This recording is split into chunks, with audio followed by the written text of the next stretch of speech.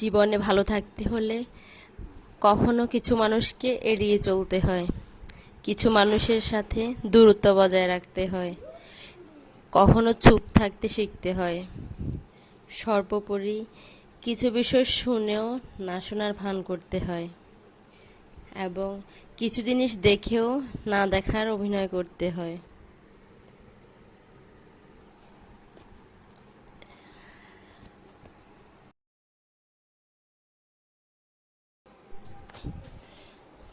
তিক্ত হলেও সত্য যে জীবনে চরম পর্যায়ে এসে মানুষ কোনো না কোনো কারণে নিজেকে বদলে ফেলে।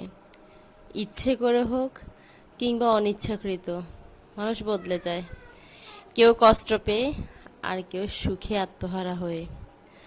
ভালো থাকুক সুখে আত্মহারা হয়ে কষ্টে জর্জরিত করে দেওয়া মানুষগুলো।